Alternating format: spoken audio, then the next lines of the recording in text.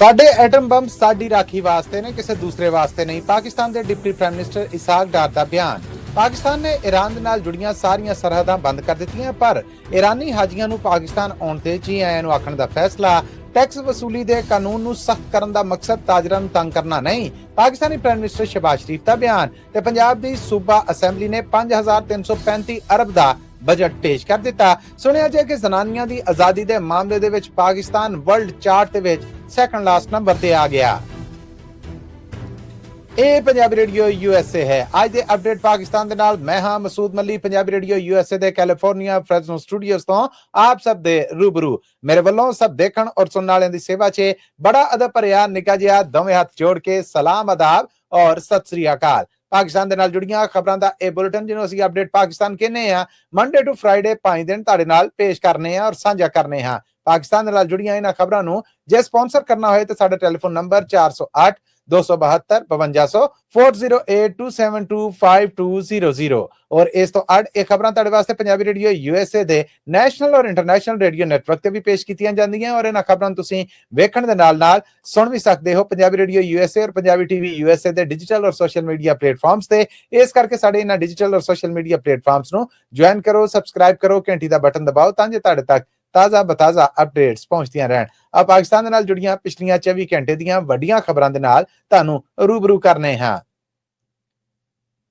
ਪਾਕਿਸਤਾਨ ਦੇ deputy prime minister Isaac ਡਾਰ ਹੋਣਾ ਨੇ ਕੌਮੀ ਅਸੈਂਬਲੀ ਔਰ ਸੈਨੇਟ ਦੇ ਇਕੱਠ ਦੇ ਵਿੱਚ ਇਹਨਾਂ ਖਬਰਾਂ ਔਰ ਗੱਲਾਂ ਨੂੰ ਨਿੰਦ ਦਿੱਤਾ ਹੈ ਕਿ ਪਾਕਿਸਤਾਨ ਨੇ ਐਸਾ ਕੋਈ ਬਿਆਨ ਨਹੀਂ ਦਿੱਤਾ ਕਿ ਜੇ ਇਸਰਾਈਲ ਨੇ ਈਰਾਨ ਦੇ ਉੱਤੇ ਐਟੋਮਿਕ ਵਾਰ ਕੀਤਾ ਤੇ ਪਾਕਿਸਤਾਨ ਇਸਰਾਈਲ ਦੇ ਉੱਤੇ ਐਟੋਮਿਕ ਵਾਰ ਕਰੇਗਾ। ਇਸਾਕ ਡਾਰ ਹੋਣਾ ਨੇ ਆਖਿਆ ਕਿ ਇਹ ਗੱਲਾਂ ਸਰਾਸਰ ਝੂਠ ਨੇ। ਪਾਕਿਸਤਾਨ ਨੇ ਆਪਣੇ ਐਟੋਮਿਕ ਵੈਪਨਸ ਜਾਂ ਬੰਬ ਆਪਣੀ ਰਾਖੀ ਵਾਸਤੇ ਬਣਾਏ ਨੇ, ਕਿਸੇ ਦੂਸਰੇ ਦੀ ਲੜਾਈ ਦੇ ਵਿੱਚ ਵਰਤਣ ਵਾਸਤੇ ਨਹੀਂ।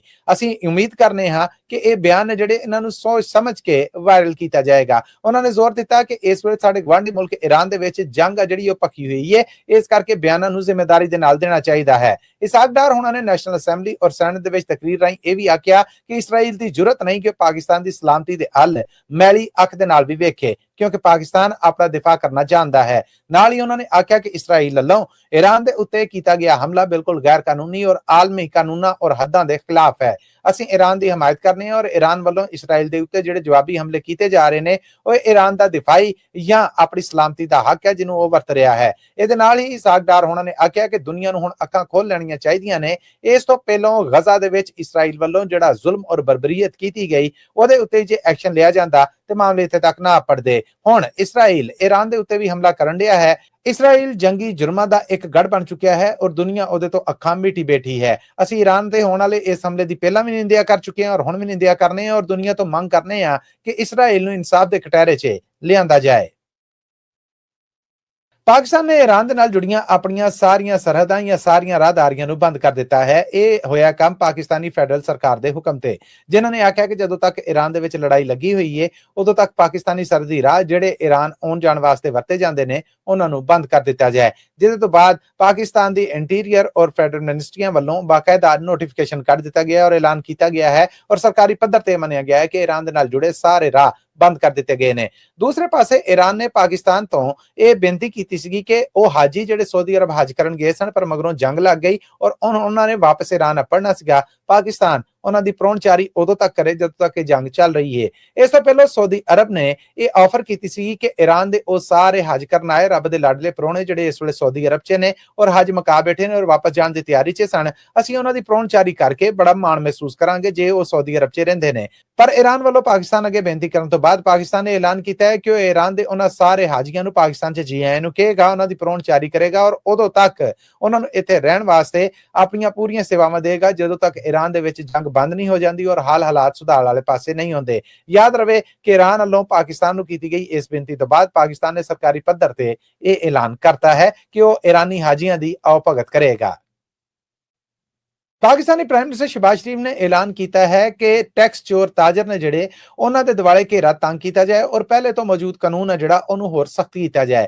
ਯਾਦ ਰਵੇ ਕਿ ਪਾਕਿਸਤਾਨ ਦੇ ਵਿੱਚ ਟੈਕਸ ਚੋਰੀ ਦਾ ਇਹ ਕਾਨੂੰਨ 1990 ਦਾ ਬਣਿਆ ਹੈ, ਪਰ ਪ੍ਰਾਈਮ ਮਿਨਿਸਟਰ ਸ਼ਹਿਬਾਜ਼ ਸ਼ਰੀਫ ਉਹਨਾਂ ਦਾ ਆਖਣਾ ਹੈ ਕਿ ਇਹ ਕਾਨੂੰਨ ਇੰਨਾ ਕਮਜ਼ੋਰ ਹੈ ਕਿ ਟੈਕਸ ਚੋਰ ਅਦਾਲਤਾਂ 'ਚ ਜਾ ਕੇ ਉੱਥੋਂ ਰਿਲੀਫ ਲੈ ਲੈਂਦੇ ਨੇ ਔਰ ਬਚ ਜਾਂਦੇ ਨੇ। ਪਰ ਹੁਣ ਅਸੀਂ ਇਸ ਕਾਨੂੰਨ ਨੂੰ ਸਖਤ ਕਰਨ ਜਾ ਰਹੇ ਹਾਂ ਤਾਂ ਜੇ ਟੈਕਸ ਚੋਰੀ ਦਾ ਇਹ ਕੰਮ ਹੈ ਜਿਹੜਾ ਇਹਨੂੰ ਰੋਕਿਆ ਜਾ ਸਕੇ। ਪਾਕਿਸਤਾਨੀ ਪ੍ਰਾਈਮ ਮਿਨਿਸਟਰ ਸ਼ਹਿਬਾਜ਼ ਸ਼ਰੀਫ ਉਹਨਾਂ ਨੇ ਨਾਲ ਇਹ ਆਖਿਆ ਕਿ ਇਸ ਕਾਨੂੰਨ ਨੂੰ ਸਖਤ ਕਰਨ ਦਾ ਇਹ ਮਕਸਦ ਬਿਲਕੁਲ ਨਹੀਂ ਹੈ ਕਿ ਜਿਹੜੇ ਲੋਕ ਪਹਿਲੇ ਤੋਂ ਟੈਕਸ ਦੇ ਰਹੇ ਨੇ ਉਹਨਾਂ ਨੂੰ ਪਰੇਸ਼ਾਨ ਜਾਂ ਹਰਾਸਾਂ ਕੀਤਾ ਜਾਏ। ਅਸੀਂ ਚਾਹੁੰਦੇ ਹਾਂ ਕਿ ਟੈਕਸ ਚੋਰੀ ਹੈ ਜਿਹੜੀ ਇਹਨੂੰ ਰੋਕਿਆ ਜਾਵੇ ਔਰ ਜਿਹੜੇ ਲੋਕ ਜਾਂ ਤਾਜਰ ਜਾਂ ਵਪਾਰੀ ਟੈਕਸ ਚੋਰੀ ਕਰ ਰਹੇ ਨੇ ਉਹਨਾਂ ਨੂੰ ਫੜਿਆ ਜਾਏ, गिरफ्तार किया जाए और सजावां दित्तियां जाण। याद रहे कि पाकिस्तान दे विच एक ख्याल आम है और प्रैक्टिकली भी ये शय वेखण च आई है कि ताजर, व्यापारी, रेस्टोरेंट और बाकी कारोबारां नाल जुड़े लोग बिल दे उत्ते टैक्स वसूली आवाम कोलों कर लैंदे ने, यानी आम बंदा सेल्स टैक्स पे कर रहा है पर ओहदे कोलों इह टैक्स वसूलत तो बाद अगे कौमी खजाने च जमा नहीं करवाया जाता, जिहदे तो अंदाजा लाया जा रहा है कि पाकिस्तानी खजाने नूं हर साल अरबां रुपये दे इस टैक्स चोरी दे नुकसान नूं झेलना पैंदा है।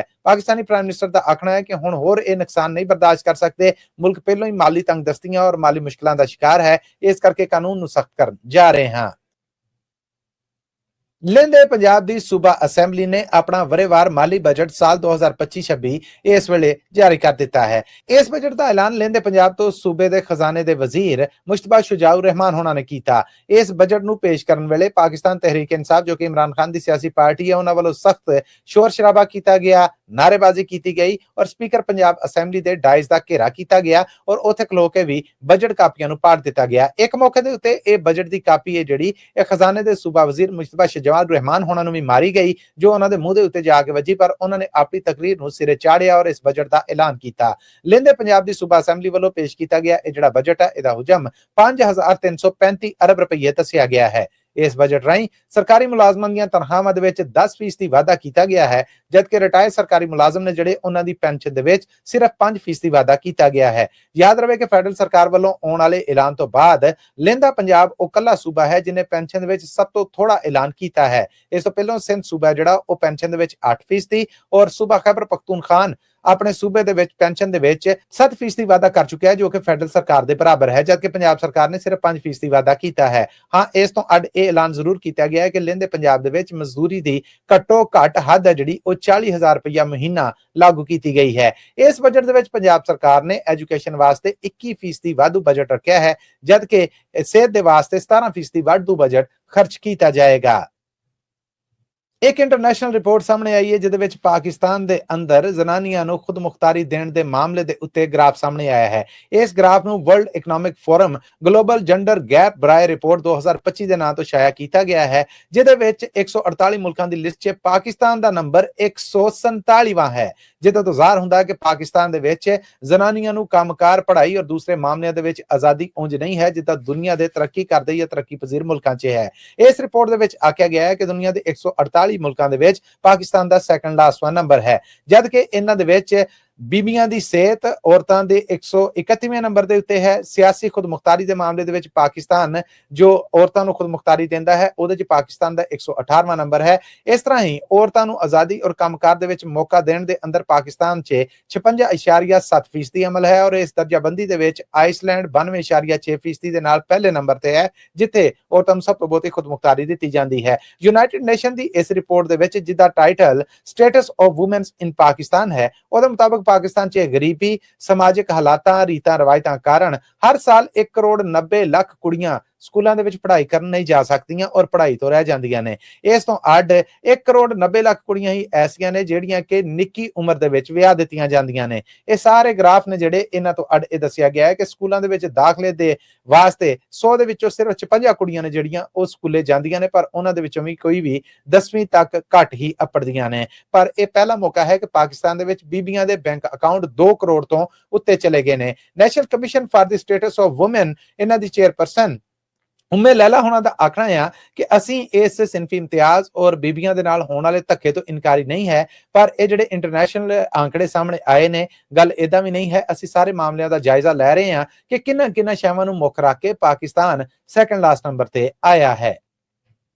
लो जी, अज दे अपडेट पाकिस्तान चो इजाजत दवो। ये अपडेट पाकिस्तान अमरीका च 16 जून साल 2025 दे ढलदे हुए दिन और पाकिस्तान च 17 जून साल 2025 दे चढ़दे हुए दिन च आप सब दे रूबरू पेश किया गया। ये न्यूज़ बुलेटिन असी मंडे टू फ्राइडे तुहाडे वास्ते पंजाबी रेडियो यूएसए और पंजाबी टीवी यूएसए दे सारे डिजिटल सोशल मीडिया और रेडियो नेटवर्क्स ते लैके आउने आ। इन्हां खबरां नूं स्पॉन्सर करना होए तो नंबर फिर नोट करना 408 272 5200 ਯਾਨੀ 4082725200। ਤੁਹਾਡੇ ਵਾਸਤੇ ਇਹ ਖਬਰਾਂ ਸਾਡੇ ਡਿਜੀਟਲ ਔਰ ਸੋਸ਼ਲ ਮੀਡੀਆ ਪਲੇਟਫਾਰਮ ਦੇ ਉੱਤੇ ਪੇਸ਼ ਕੀਤੀਆਂ ਜਾਂਦੀਆਂ ਜਿਹਨੂੰ ਤੁਸੀਂ ਸੁਣਨ ਦੇ ਨਾਲ ਨਾਲ ਵੇਖ ਵੀ ਸਕਦੇ ਹੋ। ਅੱਜ ਤੱਕ ਲਈ ਇੰਨਾ ਹੀ, ਪਰ ਜਾਣ ਤੋਂ ਪਹਿਲਾਂ ਫਿਰ ਕਹਾਂਗੇ ਸਾਡੇ ਡਿਜੀਟਲ ਔਰ ਸੋਸ਼ਲ ਮੀਡੀਆ ਪਲੇਟਫਾਰਮ ਨੂੰ ਜ਼ਰੂਰ ਜੁਆਇਨ ਕਰੋ, ਸਬਸਕ੍ਰਾਈਬ ਕਰੋ, ਘੰਟੀ ਦਾ ਬਟਨ ਦਬਾਓ ਤਾਂ ਜੋ ਤੁਹਾਡੇ ਤੱਕ ਤਾਜ਼ਾ ਅਪਡੇਟਸ ਪਹੁੰਚਦੀਆਂ ਰਹਿਣ। ਅੱਜ ਤੱਕ ਲਈ ਇੰਨਾ ਹੀ। ਮੈਨੂੰ ਮਸੂਦ ਮਲੀਮ ਤੋਂ ਇਜਾਜ਼ਤ, ਫਿਰ ਮਿਲਾਂਗੇ। ਆਉਂਦੀ ਮੁਲਾਕਾਤ ਤੱਕ ਲਈ ਤੁਹਾਡਾ ਮੇਰਾ ਸਾਡਾ ਸਾਰਿਆਂ ਦਾ ਰੱਬ ਰਾਖਾ।